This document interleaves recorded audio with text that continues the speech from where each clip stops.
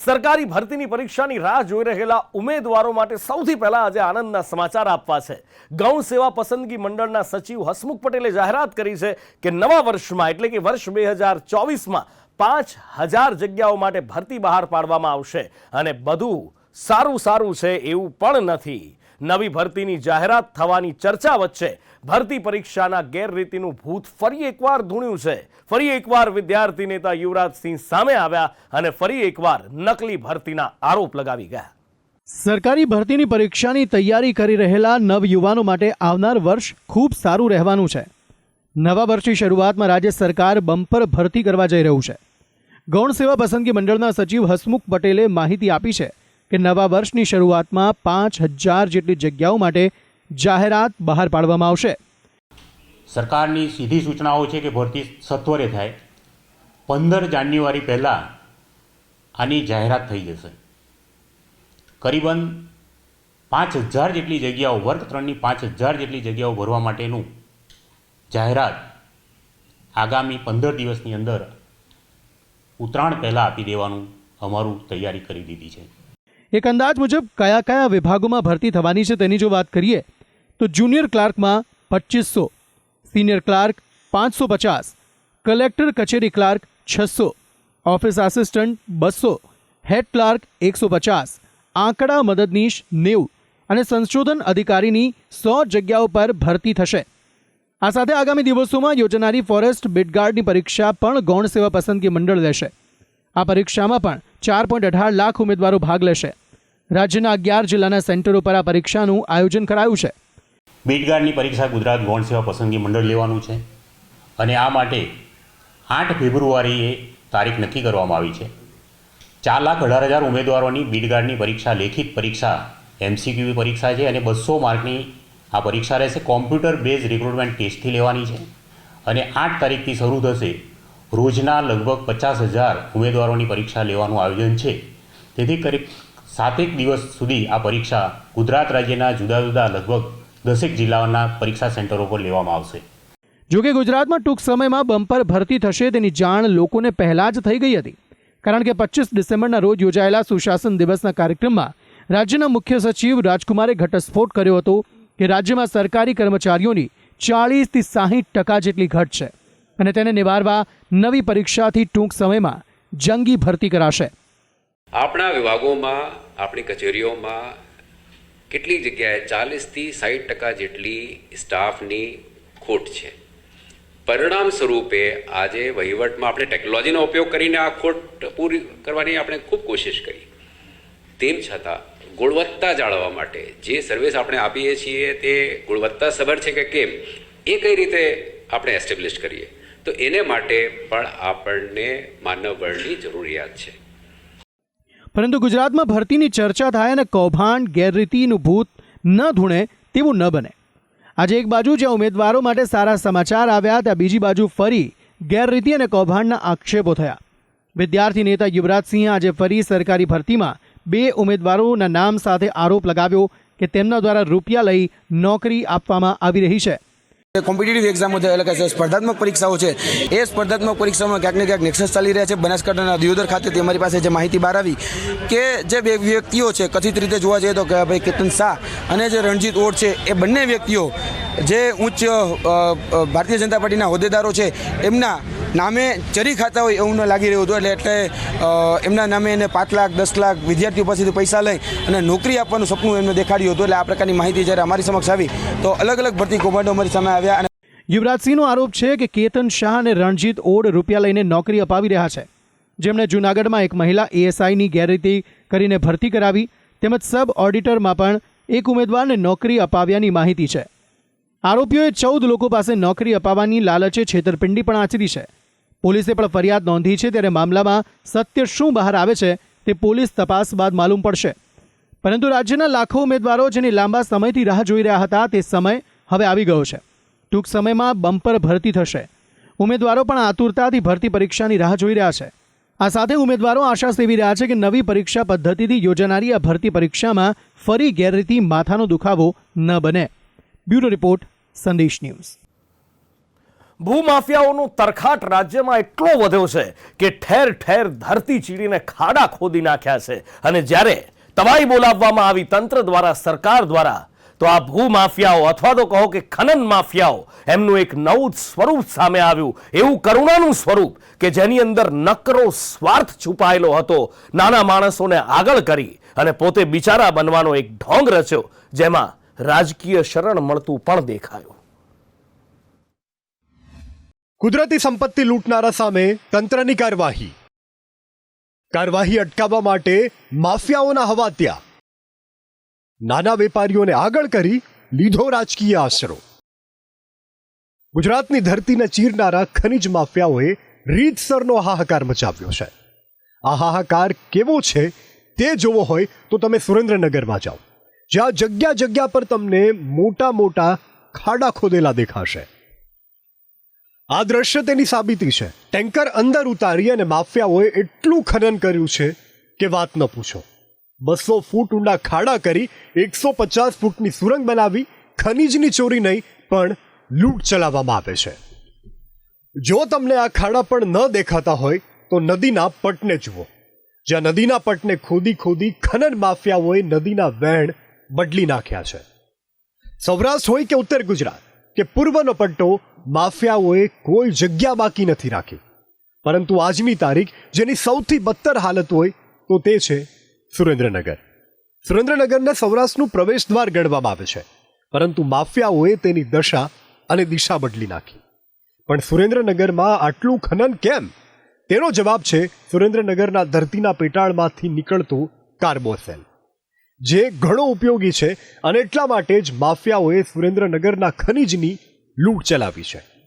માફિયાઓએ સુરેન્દ્રનગરમાંથી ખનીજ કાઢવા જગ્યા જગ્યાએ ખાડા ખોદી નાખ્યા છે, પરંતુ આ ખાડા મજબૂરીના માર્યા તંત્ર પૂરી રહી છે. જે પૈસા નાગરિકો પાછળ, વિકાસ પાછળ વાપરવાનો હતો તે હવે ખાડા પૂરવા વપરાઈ રહ્યા છે. ખનીજ માફિયાઓની રાવ ઉડતા હવે મજબૂરીના માર્યા પણ ખાણ ખનીજ વિભાગે કાર્યવાહી શરૂ કરી છે. પરંતુ તેનાથી બચાવવા માફિયાઓએ હવે મજૂરો અને આ વ્યવસાય સાથે સંકળાયેલા નાના વેપારીઓને આગળ કર્યા છે. થાનગઢમાં એક દિવસનું બંધ પાડી આજે એક રેલીનું આયોજન કરવામાં આવ્યું. રોજગારી આપવાની માંગ સાથે આ રેલી કાઢવામાં આવી હતી. આ સાથે ખનીજ માફિયાઓએ કાર્યવાહીથી બચવા રાજકીય આશરો લઈ રહ્યા હોય તેવું લાગી રહ્યું છે.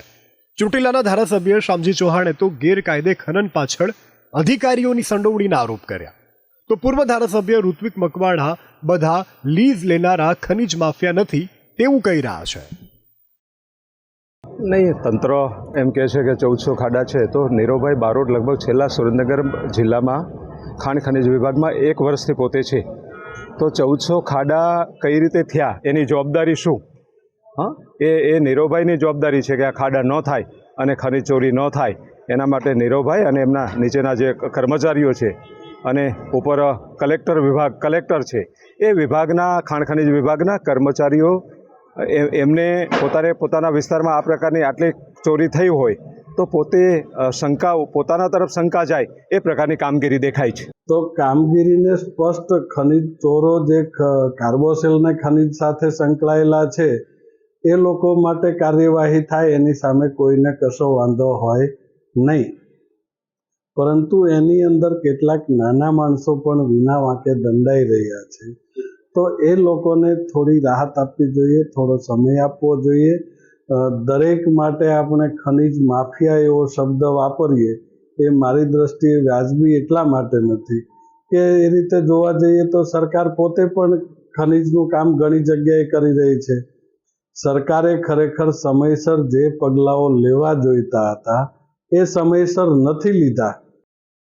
બધા લીઝ લેનારા ખનીજ માફિયાઓ નથી એ તો બધા સ્વીકારે છે, પણ માફિયાઓને કારણે સુરેન્દ્રનગર આજે મરણ પથારીએ પડ્યું તેનું શું? હજુ સુરેન્દ્રનગરનો મુદ્દો ઉકેલાયો નથી ત્યાં બોટાદના ગઢડાથી ખનીજ ચોરીની રાવ ઉઠી છે. ખનીજ ચોરોએ નદીમાં ખાડા કરી નાખ્યાની ફરિયાદ છે, જેની સામે લોકોએ ધરણા કરવાની ચીમકી પણ ઉચ્ચારી છે. ખનીજ માફિયાઓ એટલા શાતિર છે કે ખાણ ખનીજ વિભાગના અધિકારી તેમના ઓફિસમાંથી હલે તો પણ માફિયાઓને જાણ થઈ જાય છે. ખનીજ માફિયાઓએ અધિકારીઓની જાસૂસી કરવા માટે ગાડીઓમાં GPS લગાવ્યા હતા. આ 4 દ્રશ્યો તેની સાબિતી આપે છે. મહેસાણા, બનાસકાંઠા, પાટણ અને પંચમહાલમાં ભૂમાફિયાઓએ ખાણ ખનિજ વિભાગના અધિકારીઓની ગાડીમાં લોકેશન ટ્રેસ કરતું જીપીએસ લગાવ્યું હતું. આ બધાથી કંટાળી અને બનાસકાંઠામાં ખાણ ખનિજ વિભાગે કામ સિવાય કચેરીમાં પ્રવેશ પર પ્રતિબંધ લગાવી દીધો છે. સાથે મુલાકાતીઓને આઈડી પ્રૂફ બાદ જ પ્રવેશ આપવાનો નિયમ બનાવ્યો છે. હાલ તો ખનિજ માફિયાઓનો અડ્ડો બનેલા સુરેન્દ્રનગરમાં ખનિજ માફિયાઓ નાના વર્ગને આગળ કરી રાજકીય આશરો લઈ કાર્યવાહીથી બચવા માટે હવાતિયા મારી રહ્યા હોય તેવું લાગી રહ્યું છે. પરંતુ આ ખનિજ માફિયાઓને અત્યારે રોકવામાં નહીં આવે તો તે ખનિજ માટે ધરતી ચીરી અને લોહી લુહાણ કરી નાખશે. બ્યુરો રિપોર્ટ, સંદેશ ન્યૂઝ. અયોધ્યામાં પ્રાણ પ્રતિષ્ઠા મહોત્સવની તૈયારીઓને આખરી ઓપ અપાઈ રહ્યો છે. ત્રેતાયુગની થીમ પર અયોધ્યાને શણગારવામાં આવી છે અને એની સાથે જ આખા અયોધ્યામાં જાણે કે ત્રેતાયુગ અને ભગવાન રામના આગમનની તૈયારીઓ હોય એવો માહોલ દેખાઈ રહ્યો છે. અને સાથે જ જે મૂર્તિની સ્થાપના થવાની છે એ દિવ્ય મૂર્તિનું ચયન પણ કરી લેવામાં આવ્યું છે. ભગવાન રામની નગરીમાં જોશ છે, ઉત્સાહ છે અને ઉમંગ છે. સૌ કોઈ આતુરતાથી રાહ જોઈ રહ્યા છે 22 જાન્યુઆરી તિથિની, જ્યારે અવધ નગરીમાં રામલલ્લાની પ્રાણ પ્રતિષ્ઠા કરાશે. 22 જાન્યુઆરીએ પ્રાણ પ્રતિષ્ઠા મહોત્સવ એટલો ભવ્ય દિવ્ય હશે કે આખી દુનિયા તેને જોતી રહી જશે. અયોધ્યામાં યોજાનાર આ મહાપર્વની મહાતૈયારીઓને હવે આખરી ઓપ આપવામાં આવી રહ્યો છે. અવધ નગરીના એક ખૂણાને શણગારવામાં આવ્યો છે. અયોધ્યાની મુલાકાત લેનાર રામ ભક્તને જાણે કે રામનગરીની મુલાકાત લીધી હોય તેવી અનુભૂતિ થવાની છે. રામલલ્લાની પ્રતિષ્ઠા પર્વને લઈ સમગ્ર અયોધ્યા રામમય બની ગઈ છે. અવધ નગરીને ત્રેતા યુગની થીમમાં શણગારવામાં આવી રહી છે. અહીંયા દિવાલો પર રામાયણ કાળની ઘટનાઓ દર્શાવવામાં આવશે. ટેરાકોટા માટીની ઝીણી ઝીણી કલાકૃતિઓ ત્રેતા યુગની યાદ અપાવશે. અયોધ્યાનું મંદિર રામલલ્લાનું છે એટલે ભગવાનના બાળ સ્વરૂપનું. એટલા માટે જ 22 જાન્યુઆરીએ બાળ સ્વરૂપમાં રામલલ્લાની મૂર્તિને સ્થાપિત કરાશે. એવું મનાઈ રહ્યું છે કે પ્રભુ શ્રી રામની આ મૂર્તિ દુનિયાની સૌથી અનોખી અને સુંદર મૂર્તિ હશે. અયોધ્યાના રામલલ્લાની 3 મૂર્તિ તૈયાર કરાઈ હતી, જેમાંની એક મૂર્તિની પસંદગી પ્રાણ પ્રતિષ્ઠા માટે કરાઈ છે. કઈ મૂર્તિની પસંદગી કરાઈ તેની સત્તાવાર જાણકારી 5 જાન્યુઆરીએ મળશે. મહત્વનું છે કે છેલ્લા 7 મહિનાથી આ 3 મૂર્તિનું નિર્માણ કાર્ય ચાલુ રહ્યું છે. मूर्ति बाद हवे बात मूर्तिना शृंगारनी। जिस तरह से प्रभु श्री राम का रिश्ता हनुमान जी से है, उसी तरह से अयोध्या के हनुमानगढ़ी के सामने फूल मालाएं बेचने वाले मुन्ना माली का भी रिश्ता प्रभु राम जी से है। जब से प्रभु राम जी टेंट में विराजमान है अयोध्या में, तब से मुन्ना माली के जो दादा थे वो लगातार प्रभु राम जी को मालाएं लेके जाते थे। लेकिन इस बार संयोग ऐसा बना है कि 22 जनवरी को जब प्राण प्रतिष्ठा की जाएगी, तब मुन्ना माली जो है वो प्रभु राम को माला प्राण प्रतिष्ठा के दिन देंगे। उनको उत्तर प्रदेश सरकार की तरफ से ऑर्डर दिया जा चुका है। यहीं पर मुन्ना माली मालाएं बेचते हैं, लेकिन एक एक्सीडेंट की वजह से वो हॉस्पिटल में एडमिट है। मुन्ना माली आजकल इतने खास क्यों हैं? चलिए हॉस्पिटल में ही चल के उनसे बात करते हैं। भगवान राम की जो माला होगी प्राण प्रतिष्ठा के दिन, वो माला आपके द्वारा बनाई गई होगी, सारा फूल माला जो है वो आपके द्वारा दी जाएगी। क्या क्या आपको जिम्मा सौंपा गया है? जिस दिन 22 जनवरी को भगवान का प्राण प्रतिष्ठा होगा, उस दिन भगवान के लिए माला फूल दिया जाएगा। इसमें 12 माला छोटी लगेगी, एक माला बड़ी लगेगी जो श्रृंगार होता है। ये डेली का काम हमारा है, जो वहाँ फूल माला हम देने जाते हैं। જ્યારે કોઈ અયોધ્યા જશે તો તે પહેલા કાં તો એરપોર્ટ પર ઉતરશે, કાં તો રેલવે સ્ટેશન પર, અને એટલા માટે જ અયોધ્યાના એરપોર્ટ અને રેલવે સ્ટેશનને ખાસ ડિઝાઇનથી બનાવ્યા છે, જેમાં રામનગરીનો પ્રભાવ જોવા મળશે. અયોધ્યાના મંદિરમાં રામલલ્લાની પ્રાણ પ્રતિષ્ઠા પહેલા એટલે કે 30 ડિસેમ્બરે પ્રધાનમંત્રી મોદી 15,700 કરોડની વિવિધ પરિયોજનાનું ઉદ્ઘાટન કરશે, જેમાં સૌથી પહેલા રેલવે સ્ટેશનનું ઉદ્ઘાટન કરાશે. इस वक्त हम भगवान राम की नगरी अयोध्या में हैं। 22 जनवरी को राम मंदिर में भगवान राम की मूर्ति की प्राण प्रतिष्ठा प्रधानमंत्री नरेंद्र मोदी के द्वारा की जाएगी। लेकिन उससे पहले कल एक बार फिर प्रधानमंत्री नरेंद्र मोदी अयोध्या के दौरे पे हैं। करीब 15,700 करोड़ की विभिन्न परियोजनाओं का उद्घाटन और आधारशिला रखी जाएगी। लेकिन कल का जो सबसे पहला कार्यक्रम है, उसमें अयोध्या धाम रेलवे स्टेशन का उद्घाटन प्रधानमंत्री नरेंद्र मोदी के द्वारा किया जाना है। सामने जो स्टेशन आप देख रहे हैं अयोध्या धाम जंक्शन का। दरअसल ये पुराना स्टेशन है, लेकिन उसके बगल में ये नया स्टेशन बना हुआ है और इसी का इनॉग्रेशन प्रधानमंत्री नरेंद्र मोदी के द्वारा किया जाएगा। 240 करोड़ की लागत से ये स्टेशन बना हुआ है, 3 मंजिला है और इसके आर्किटेक्ट की बात करें तो कहीं न कहीं इस अयोध्या धाम जंक्शन को जो राम मंदिर बन रहा है उसी का રેલવે સ્ટેશનના ઉદ્ઘાટન બાદ એરપોર્ટનું ઉદ્ઘાટન થવાનું છે. સાથે પ્રધાનમંત્રી રોડ શો યોજી જનસભાને સંબોધિત કરશે. શુક્રવારના રોજ કાર્યક્રમની તૈયારીની સમીક્ષા કરવા યુપી મુખ્યમંત્રી યોગી આદિત્યનાથ અયોધ્યા પહોંચ્યા હતા, જ્યાં પહેલા તેમણે હનુમાનગઢીમાં દર્શન કર્યા. ત્યારબાદ જુદી જુદી તૈયારીની સમીક્ષા કરી. અયોધ્યા શહેરના મુખ્ય પ્રવેશ દ્વાર પર લતા મંગેશકર ચોક બનાવવામાં આવ્યો, જ્યાં એક વિશાળ 14 ટનની વીણા જેની લંબાઈ 40 ફૂટ છે તે મુકાઈ છે. આજે તૈયારીઓની સમીક્ષા કરતા યુપી મુખ્યમંત્રી યોગી આદિત્યનાથે આ વીણા નીચે એક સેલ્ફી લીધી હતી. પ્રભુ શ્રી રામની પ્રાણ પ્રતિષ્ઠાના ભવ્ય દિવ્ય પળના સાક્ષી બનવા જે કટાક્ષ અને વિરોધ કરતા હતા તેમને સુધી પણ આમંત્રણ પત્રિકા પહોંચી ગઈ છે, પરંતુ આમંત્રણ પણનું કારણ હજુ ઓછું થયું નથી.